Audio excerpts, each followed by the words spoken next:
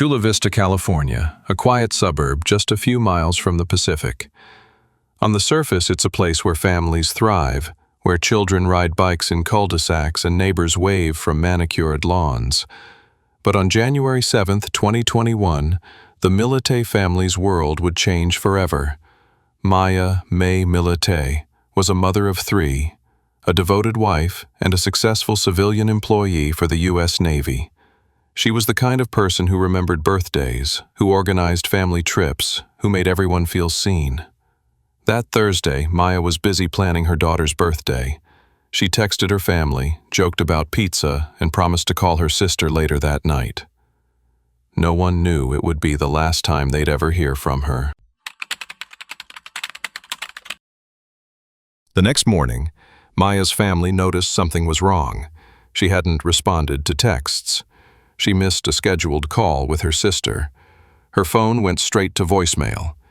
At first, they tried to stay calm. Maybe she was busy. Maybe she needed a break. But as the hours passed, worry turned to fear. Maya's parents called her husband Larry. He sounded distracted, almost annoyed. He said Maya had left the night before, gone for a walk, maybe a hike. But Maya never left her children. She never left without telling someone where she was going. By sunset, her family was calling hospitals, friends, anyone who might have seen her. No one had. On January 9th, 2 days after Maya vanished, her family drove to Chula Vista. They knocked on doors, handed out flyers, and pleaded with neighbors for any information. Larry's story didn't add up. He said Maya left on foot, but her car was still in the driveway. Her phone, wallet, and keys were all inside the house. Police arrived, searching the home and questioning Larry. He was calm. Too calm, some thought. He didn't join the search parties. He didn't seem worried. Maya's family, desperate for answers, began to fear the worst. Behind closed doors, Maya and Larry's marriage was unraveling. Friends and family knew about the arguments, the tension, the late-night fights. Maya confided in her sisters. She was thinking about divorce. She wanted a better life for her children. She was saving money, making plans, reaching out to lawyers. But Larry didn't want to let go. He became controlling, jealous, obsessed with keeping Maya by her side. In the months before she disappeared, Maya told her family, "If anything happens to me, it'll be Larry." As news of Maya's disappearance spread, the community rallied. Volunteers searched parks, trails, and canyons. Social media filled with Maya's photo, her bright smile, her hopeful eyes. But as days turned into weeks, hope began to fade. The police called in detectives. The FBI joined the case. Every lead was followed, every tip investigated. Still, there was no sign of Maya. Her family refused to give up. They held vigils, prayed for her return, and promised to keep searching, no matter how long it took. Why would Maya leave without her children? Why would she vanish without a trace? And why did Larry seem so unconcerned? Detectives began to look closer at Larry's story. His timeline didn't match the evidence. His behavior grew more erratic. He stopped cooperating with police. He hired a lawyer. Maya's family, heartbroken and exhausted, could only wait and hope that the truth would come to light. But as the investigation deepened, it became clear this was no ordinary missing person case. This was the beginning of a mystery that would haunt Chula Vista and the nation for years to come. Maya's family tried to stay optimistic. For the first few days after she vanished, they held on to hope, convincing themselves that maybe she just needed time to think, some space. But deep down, they already knew something was wrong, unforgivably wrong. It wasn't just Maya's silence.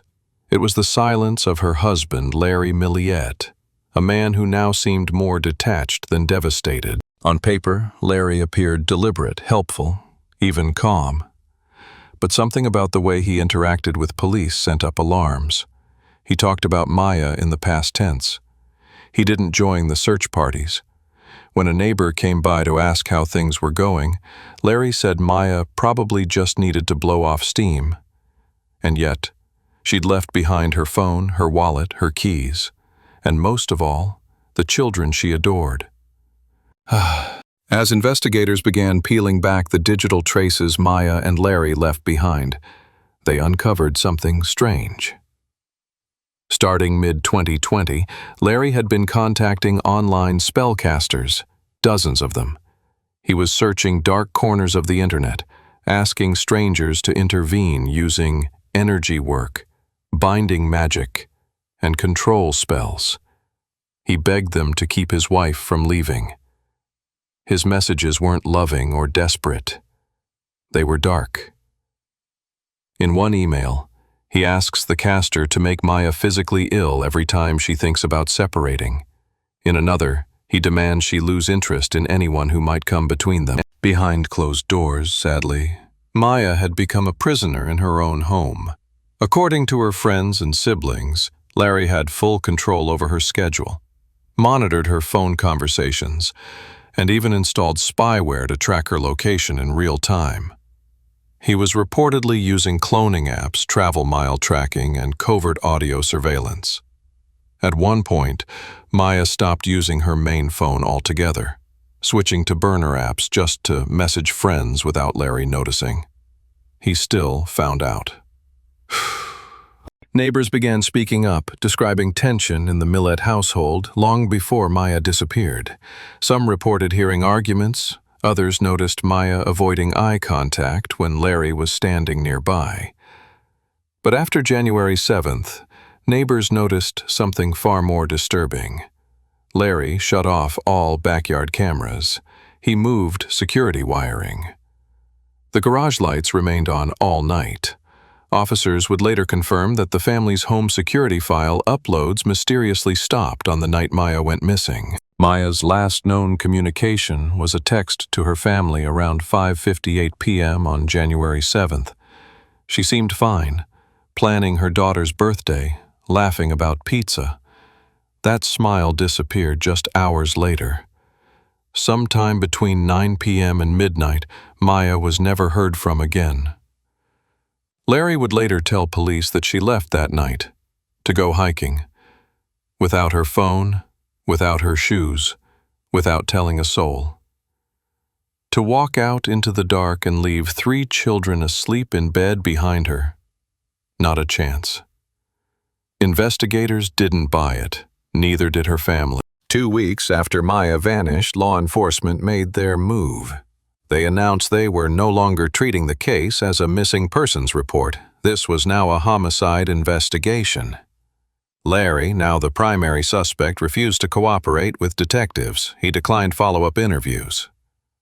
Disappeared from the public eye. By February, his own behavior had already shown them enough. He didn't ask, "Where is Maya?" He asked, "Are you looking at my emails?" Maya had spent the last year planning how to live without Larry. She saved money. She sought legal advice. She told nearly everyone close to her that she wanted out. But instead of respecting her, Larry built a digital cage around her. He tried magic. He tried manipulation. And on January 7th, 2021, just hours after she spoke to a divorce lawyer, Maya Millete was gone. The signs had been there all along. But now, investigators were finally listening. As detectives dug deeper, the digital trail Larry left behind became more disturbing. The spellcaster emails weren't just rumors, they were real, and they were chilling. Investigators obtained dozens of messages Larry sent to self-proclaimed psychics and spellcasters. He wasn't just asking for help, he was demanding control. One email, sent just weeks before Maya vanished, read, "Please punish her. Make her sick. She must obey me and only me." Another even more desperate, "Remove all men from her life. Make her miserable until she comes back." Larry's requests grew darker as Maya pulled further away. He asked for spells to bind her soul, to cause pain if she leaves, and to make her forget her plans for divorce. The digital forensics team began reconstructing the Millete home surveillance system. What they found was a pattern of manipulation and erasure. Larry had installed multiple security cameras, inside and out. But on the night Maya disappeared, the footage stopped. Hard drives were wiped. Cloud backups were deleted. Court-released analysis showed that at 10:43 p.m. on January 7th, all uploads from the Millete home ceased. The system, which had run flawlessly for months, went dark at the exact window Maya was last seen. Detectives also discovered that Larry had purchased new security equipment just days before Maya vanished. He'd spent hours online researching how to disable motion sensors and erase digital footprints. As hope faded, the search for Maya became a race against time. Hundreds of volunteers combed the canyons and trails around Chula Vista. Flyers blanketed the city. Maya's family organized search parties every weekend, refusing to give up. Law enforcement brought in cadaver dogs, trained to detect the faintest trace of human remains. The dogs swept the Millete home, the backyard, and the nearby wilderness. In the backyard, searchers noticed patches of freshly turned soil. Cadaver dogs alerted near a planter box, but after hours of digging, nothing was found. The family's heartbreak deepened with every unanswered question. The most intense focus fell on the Millete backyard. Neighbors reported seeing Larry moving heavy objects late at night, rolling a large cooler across the patio. He was seen hosing down the concrete at dawn. Detectives obtained a search warrant. For 2 days, forensic teams dug up sections of the yard, sifting through dirt and debris. They used ground-penetrating radar, searching for any sign of disturbed earth. But the search yielded nothing conclusive. No remains, no physical evidence. Just the lingering sense that something had been hidden, then erased. As the weeks dragged on, Maya's story exploded in the media. News vans lined the street. Reporters camped outside the Millete home, broadcasting every new development. The public was transfixed. Social media lit up with theories, tips, and pleas for Maya's safe return. Hashtags like #FindMaya trended nationwide. But inside the Millete home, the silence grew heavier. Larry stopped speaking to the press. He refused to join searches. He hired a lawyer and retreated behind closed doors. For Maya's family, the media attention was a double-edged sword, fueling hope, but also exposing their pain to the world. With no body and no confession, the case against Larry was circumstantial, but it was building. Detectives compiled a mountain of evidence. The spellcaster emails, the erased surveillance, the controlling behavior, the suspicious backyard activity. In April, police served another search warrant. They seized computers, hard drives, and Larry's cell phone. Forensic experts worked around the clock, piecing together deleted files and encrypted messages. The DA's office faced a difficult decision: move forward without a body or wait for a break that might never come. But Maya's family refused to let the case go cold. They held rallies, demanded answers, and kept Maya's name in the headlines. Through it all, Maya's family clung to each other. Her parents, siblings, and children became the face of the search, pleading for help, refusing to let Maya be forgotten. Every birthday, every holiday, every family gathering was marked by her absence. Her children asked questions no one could answer. Her parents prayed for closure, even as hope faded. The pain was raw, but so was their determination. They would not let Maya's story end in silence. Months passed, but the case refused to fade. New tips trickled in. Volunteers kept searching. Detectives followed every lead, no matter how small. Larry remained silent, his world shrinking as suspicion grew. The evidence was damning, but the question remained: where was Maya? The community waited, holding its breath. The truth was out there, buried beneath layers of secrets, lies, and heartbreak. And Maya's family would not rest until they found it. By the fall of 2021, the evidence against Larry Millete had reached a tipping point. The district attorney's office faced a difficult choice: wait for a body or move forward with what they had. On October 19, 2021, the decision was made. Larry Millete was arrested and charged with the murder of his wife, Maya, even though her body had not been found. It was a rare move, prosecuting a no-body homicide case, but the DA was confident. The digital evidence, The spellcaster emails, the surveillance erasure, and Larry's pattern of control painted a damning picture. As news of the arrest broke, the community erupted. Some felt relief, others disbelief. For Maya's family, it was a bittersweet moment. One step closer to justice, but still no sign of Maya herself. The courtroom became a stage for heartbreak and outrage. Larry pleaded not guilty. His defense argued there was no physical evidence, no body, no murder weapon. But prosecutors laid out their case. The controlling behavior, the digital surveillance, the spellcaster emails, the sudden disappearance. Maya's family filled the courtroom, clutching photos of her, their faces etched with pain. The public watched every hearing, every motion, every new detail.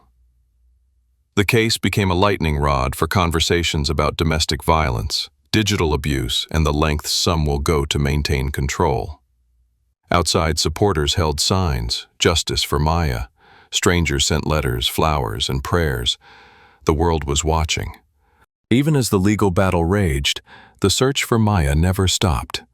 Her family and volunteers scoured canyons, lakes, and remote trails.